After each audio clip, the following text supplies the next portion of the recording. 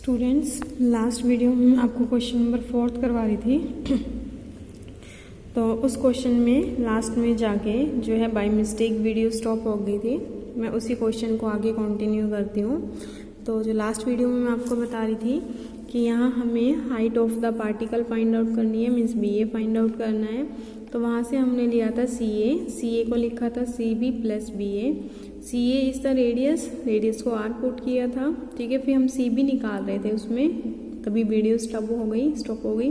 तो C B निकालते हैं। सी बी को देखो इस ट्रायंगल से मैं देखूँ, ये एंगल लैम्डा, ये परपेंडिकुलर, ये हाइपोटेन्यूज, और इस हाइपोटेन्यूज की वैल्यू कितनी है, small R. This is the radius of sphere. तो आपको पता है एंगल के साथ वाली टर्म कॉस में आती है, तो ये डिस्टेंस कितनी आ जाएगी, आर कॉस लैम्डा। तो this distance will be R, sorry मैंने पहले यहाँ ए लेके किया हुआ था, बट बाद में देखा बुक में आर था, तो यहाँ आपके पास कितना आ जाएगा, this is R cos lambda plus B A. आपको फाइंड आउट बी ए करना था, हाइट ऑफ द पार्टिकल। तो यहाँ से निकाल लो B A is equal to R. ये स्टूडेंट्स अब चेंज कर लेना, ए की जगह आर कर लेना, इसको उधर ले जाओ, R minus R cos lambda, R common लिया, 1 माइनस कॉस लैम्डा। फिर देखो आपको म्यू 1/√3 दे रखा है। आपको पता है म्यू की वैल्यू क्या होती है, mu is equal to 10 lambda,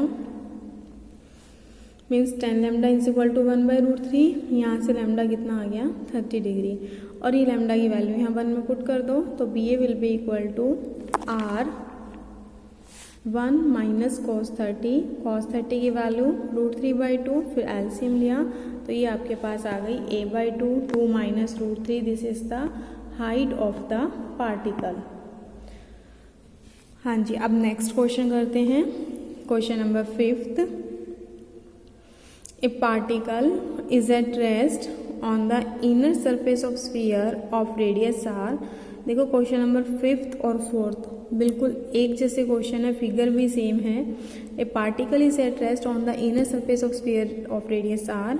sphere जिसकी रेडियस आर है, पार्टिकल रेस्ट पे है, वही ऊपर वाले जैसा क्वेश्चन हुआ। If the coefficient of friction be mu, वहाँ कोफिशिएंट ऑफ फ्रिक्शन दे रखा था 1/√3, यहाँ कोफिशिएंट ऑफ फ्रिक्शन दे रखा है म्यू। दूसरा वहाँ हाइट निकालनी थी, यहाँ हमें क्या निकालना है, देखो show the greatest distance of particle from the vertical diameter. Particle का वर्टिकल डायमीटर से ग्रेटेस्ट डिस्टेंस आपको फाइंड आउट करना है। देखो ये आपका पार्टिकल है, ये आपका वर्टिकल डायमीटर है। वर्टिकल डायमीटर से पार्टिकल का आपको क्या निकालना है, डिस्टेंस निकालना है। इट मीन्स देखो जैसे वहाँ बी ए फाइंड आउट करना था, यहाँ आपको क्या फाइंड आउट करना है, बी पी। तो स्टूडेंट्स इस क्वेश्चन में भी आपके बिल्कुल सेम फिगर रहेगी एज इट इज़, बस फ़र्क ये है लॉजिक भी सेम रहेगा, और आपको ये सारा वर्डिंग में भी लिखना होगा, और हर क्वेश्चन में ही लिखना है। मैं आपको स्टार्टिंग से बता रही हूँ कि जो चीज़ें मैं आपको बोल के बताती हूँ ये आपको सारी वर्डिंग में लिखनी होगी। तो वहाँ आपको निकालनी थी ये हाइट बी ए, यहाँ आपको निकालना है बी पी, बस इतना ही डिफरेंस है।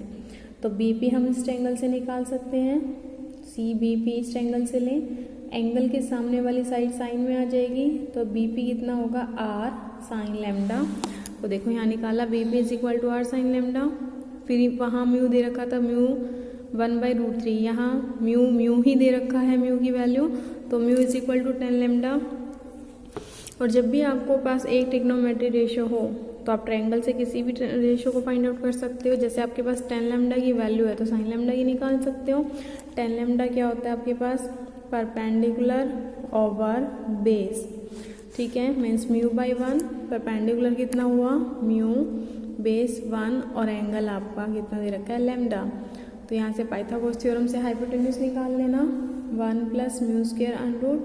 यहाँ से साइन लैम्डा फाइंड आउट कर लो, परपेंडिकुलर ओवर हाइपोटेन्यूज, तो यह आ जाएगा μ/√μ 1 + μ², और ये साइन लैम्डा की वैल्यू आप 1 में पुट कर देना।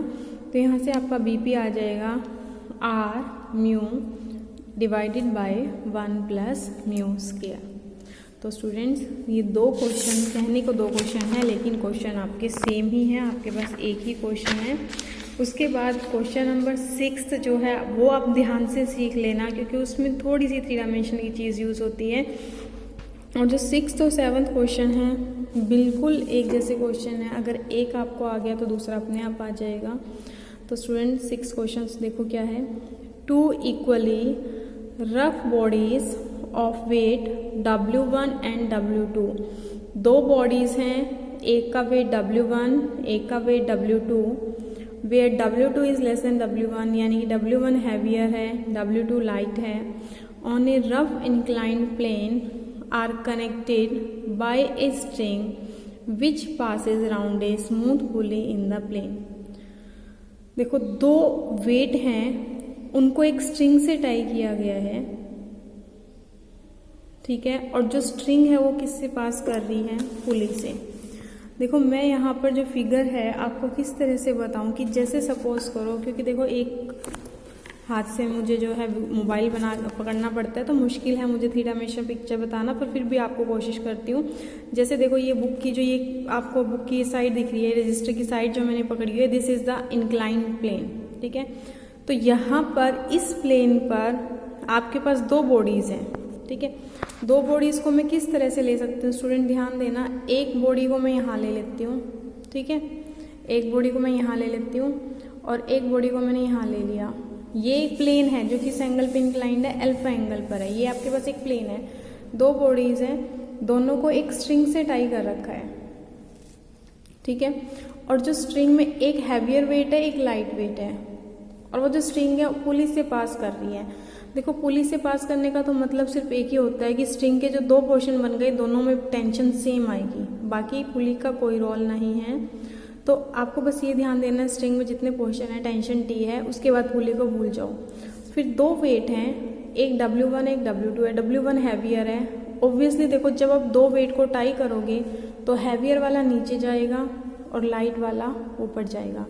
तो इसमें जो आपको समझने का है, देखो जैसे मान लो मैंने ये पुली बना दी इस तरह से, ठीक है, तो मैंने देखो फिगर बना भी रखी है आपकी, यहाँ से भी आपको क्लियर हो जाएगा। हैवियर वाला वेट जब नीचे जाएगा, अगर मैं इस तरह से देखती हूँ, देखो टेंशन तो दोनों में ही अब इस तरह से होगी।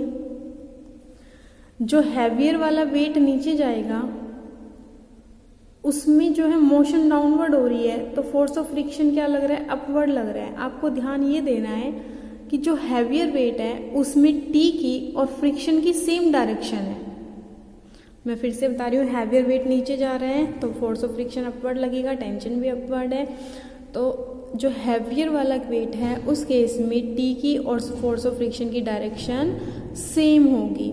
लेकिन जो लाइटर वेट है, देखो जब ये हैवियर नीचे जाएगा तो ऑब्वियसली ये वेट कैसे जाएगा, ऊपर जाएगा, क्योंकि एक स्ट्रिंग से टाई है, एक नीचे जाएगा एक ऊपर जाएगा। जब इसमें मोशन अपवर्ड हो रही है तो फोर्स ऑफ फ्रिक्शन क्या लग रहा है, डाउनवर्ड लग रहा है। तो आपको ध्यान ये रखना है कि जो लाइट वेट है उस केस में T और म्यू आर की जो डायरेक्शन है वो अपोजिट है, और जो आपका हैवी वेट है उसमें T और म्यू आर की डायरेक्शन सेम है। देखो इस तरीके से मैंने प्लॉट भी किया हुआ है। ये हैवियर वेट है W1, ये लाइट वेट है, इसमें टेंशन T दोनों में अपवर्ड है, लेकिन जब ये डाउनवर्ड मूव करेगा तो force of reaction upward, force of friction upward होगा, यहाँ फोर्स ऑफ फ्रिक्शन डाउनवर्ड होगा, ठीक है। अब देखो क्योंकि जब तक मैं इसको प्लेन पे ड्रॉ नहीं करूँगी आप लोग जो रिजॉल्व नहीं कर पाओगे। ये मैंने प्लेन लिया, ये दो वेट लिए, एक W2 लिया एक W1 लिया, दिस इज फोर्स W1। पहले W1 को ही देख लो, W1 पे नॉर्मल रिएक्शन मैंने R ली, अगर ये एंगल अल्फा तो ये एंगल भी आपका अल्फा आ जाएगा, ठीक है। टेंशन की डायरेक्शन देखते हैं, देखो यहाँ जो W1 है, W1 जो, अब देखो यहाँ से मैंने इस तरह से स्ट्रिंग बना रखी है, एक स्ट्रिंग है यहाँ से लेके ऐसे ऊपर टाई हो रही है, तो यहाँ जो टेंशन की डायरेक्शन है इस वेट की वजह से भी ये डायरेक्शन बनानी पड़ेगी मुझे T की, और इस वेट की वजह से भी सेम, ठीक है। ये भी आपके पास इस W2 की वजह से टेंशन की डायरेक्शन दिस, W1 की वजह से डायरेक्शन की डायरेक्शन दिस, ठीक है। अभी मैंने आपको समझाया कि W1 अगर हैवियर वेट है तो जिस डायरेक्शन में T है उसी में फोर्स ऑफ फ्रिक्शन आएगा, तो फोर्स ऑफ फ्रिक्शन की डायरेक्शन में यही डायरेक्शन है, T की यही डायरेक्शन है, म्यू आर की यही डायरेक्शन है। W1 को रिजॉल्व किया, इसके अलोंग W1 cos अल्फा, इसके अलोंग W1 साइन अल्फा। अब करना उसी तरह से जैसे बाकी क्वेश्चन किए हैं, अलोंग द प्लेन रिजॉल्व करो, तो ये अलोंग द प्लेन रिजॉल्व करोगे क्या आएगा, W1 sine alpha is equal to T plus mu R. देखो ये लिखा T plus mu R is equal to W1 sine alpha, perpendicular to the plane resolve करो, R is equal to W1 cos alpha, this is R is equal to W1 cos alpha, R की value यहाँ put करी W1 cos alpha, यहाँ से T find out कर लिया, means W1 वाली terms इकट्ठी कर ली, तो यहाँ से मेरे पास T आ गया। अब सेकेंड केस लेते हैं, फोर्स W2 वेट लेते हैं। अब इसमें देखो ये टेंशन की डायरेक्शन है, अभी मैंने आपको बताया इसकी हेल्प से कि जो डायरेक्शन आपकी W2 की होगी, टेंशन की होगी, उससे अपोजिट आएगी। ये T की डायरेक्शन है तो फोर्स ऑफ फ्रिक्शन आपका कैसा आएगा, इस डायरेक्शन में आएगा। ठीक है, यहाँ नॉर्मल रिएक्शन R थी, मुझे नहीं पता सेम होगी या अलग होगी, क्योंकि जब फोर्स अलग है तो नॉर्मल रिएक्शन भी अलग हो सकती है, तो मैंने इसलिए यहाँ नॉर्मल रिएक्शन एस ली, तो यहाँ फोर्स ऑफ फ्रिक्शन क्या आ जाएगा, म्यू एस। तो इस फोर्स की वजह से ये जो डायरेक्शन है T की डायरेक्शन है, ये म्यू एस की है। देखो मैंने ये यहाँ ड्रॉ कर दी थी म्यू एस, इसको यहाँ छोड़ देना, स्किप कर देना, मत ड्रॉ करना इसको, यहाँ इस एरो को मत ड्रॉ करना। This is direction of T, इस वेट की वजह से म्यू एस की direction this one, and this is W2 को रिजोल्व कर रखा है, W2 कॉस अल्फा इस डायरेक्शन में, एंड इस डायरेक्शन में W2 साइन अल्फा। फिर रिजोल्व करो इसको along the plane, T is equal to W2 sine alpha plus mu S, देखो T is equal to W2 sine alpha plus mu S, perpendicular to the plane resolve करो, S is equal to W2 cos alpha, that is S is equal to W2 cos alpha, ये W2 cos alpha यहाँ put किया, W2 common लिया, number डाल दिया, number 1 and number 2। फिर देखो आपको करना क्या था इस क्वेश्चन में, फिर से एक बार देख लेते हैं। Find the greatest inclination of plane consistent with the equilibrium of two bodies. आपको inclination of plane find out करना है, मीन्स अल्फा फाइंड आउट करना है, आपने अल्फा माना हुआ है, तो अब हम यहाँ फाइंड आउट करते हैं angle alpha. Angle alpha find out करना है, तो 1 और 2 को देखो, यहाँ 1 और 2, 1 2 दोनों की लेफ्ट हैंड साइड सेम है, T राइट हैंड साइड भी सेम होनी चाहिए, तो राइट हैंड साइड को इक्वल पुट किया। अब आपको अल्फा फाइंड आउट करना है, तो क्या किया, साइन अल्फा वाली टर्म इकट्ठी कर लो, लेफ्ट पे ले आओ, एक साइन अल्फा की ये टर्म, एक साइन अल्फा की ये टर्म, उनको लेफ्ट पे ले आए, कोस अल्फा की टर्म को राइट पे ले गई, यहाँ से हमने निकाल लिया टेंजेंट अल्फा, यहाँ से अल्फा आ गया tan इनवर्स दिस टर्म। हाँ जी, ये क्वेश्चन नंबर 6 जो है कंप्लीट हुआ। स्टूडेंट इसके बाद भी अगर कोई प्रॉब्लम आती है तो आप मैसेज कर सकते हो, या फिर आपको अगर 3 डायमेंशनल पिक्चर इस तरह से नहीं समझ आ रही है तो आपके जो ऑफलाइन के डे हैं, प्रॉब्लम डे हैं, आप उस दिन आकर भी समझ सकते हो। क्वेश्चन नंबर 7 देखो, 2 weights resting on a rough inclined plane whose inclination alpha is greater than the angle of friction lambda are connected by a string which passes over smooth peg on the plane। देखो ये question बिल्कुल ऊपर वाले question जैसा है, ऊपर भी 2 bodies थी, वेट थे, यहाँ पर भी 2 बॉडीज हैं। ऊपर वाले क्वेश्चन में जो वेट है स्ट्रिंग से टाई कर रखे थे, 7th क्वेश्चन में भी वेट स्ट्रिंग से टाई कर रखे हैं। डिफरेंस क्या है, 6th क्वेश्चन में पुली से पास कर रहे थे, 7th क्वेश्चन में पैग से। आपको पता हो, मैंने आपको बताया हुआ है पहले भी, पुली हो या पैग हो, इन दोनों का एक ही काम होता है कि जो स्ट्रिंग है पूरी स्ट्रिंग में थ्रू आउट टेंशन सेम रहती है। तो हमने 6th क्वेश्चन में पुली का जस्ट इतना ही यूज़ किया है कि पूरी स्ट्रिंग में टेंशन T होगी, वही चीज़ 7th क्वेश्चन में है, पुली की जगह पैग है, तो इसमें भी पूरे क्वेश्चन में जो है टेंशन सेम रहेगी T। तो यानी कि ऊपर वाले जैसे क्वेश्चन है, आपको जो 6th क्वेश्चन है उसमें अल्फा फाइंड आउट करना था, यहाँ आपको फाइंड आउट करना है show that least possible ratio of less to the greater, यानी कि कम और ज़्यादा फोर्स की जो रेशियो है, जो वेट की जो रेशियो है वो आपको फाइंड आउट करनी है। जैसे ऊपर वाला क्वेश्चन था उसमें लेस फोर्स W2 था, ग्रेटर फोर्स W1 था, तो यानी कि आपको क्या निकालना है, लेस टू द ग्रेटर का मतलब आपको निकालना है W2 बाई W1, W2 इस टू W1 की रेशियो फाइंड आउट करनी है, ये आनी चाहिए। तो स्टूडेंट इस क्वेश्चन में आपको क्वेश्चन नंबर 6 ही करना है, बस थोड़े से स्टेप्स एक्स्ट्रा हैं। देखो फाइंड आउट क्या करना है, W2 by W1, that is आपको प्रूव करना है W by W W2/W1 it should be sine alpha minus lambda upon sine alpha plus lambda. ये आपको प्रूव करना है। तो देखो मैंने लिखा है do up to equation 1 and 2 same as question number 6 में आपने देखो इक्वेशन 1 2 निकाली थी, इसकी तरह यहाँ तक ये क्वेश्चन एज इट इज़ कर देना। आपको इस क्वेश्चन में दोनों वेट की रेशो निकालनी है, तो दोनों वेट को डिवाइड कर दो, दोनों को डिवाइड कर दो, रेशो आ जाएगी, टी से टी कैंसिल हो जाएगा। देखो मैंने यही किया है, दोनों लिखे, फिर डिवाइड दीज टर्म्स, दोनों को डिवाइड कर दी। आपको W1 W2 की रेशो चाहिए, निकालते हैं।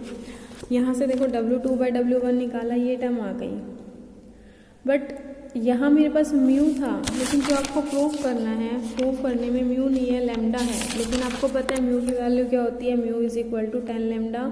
तो जहाँ जहाँ म्यू है वहाँ पुट कर दिया 10 lambda mean sine lambda upon cos lambda. LCM लिया, सॉल्व करोगे तो ऑटोमेटिकली जो आपको प्रूव करना था वो आ जाएगा। फिर भी इसके बाद भी स्टूडेंट्स कोई प्रॉब्लम रहती है तो मुझे मैसेज कर देना। इसके बाद एक्सरसाइज के आपके 2 क्वेश्चन रहते हैं, दोनों सेम पैटर्न के क्वेश्चन हैं, मैं वो आपको नेक्स्ट वीडियो में करवाऊँगी।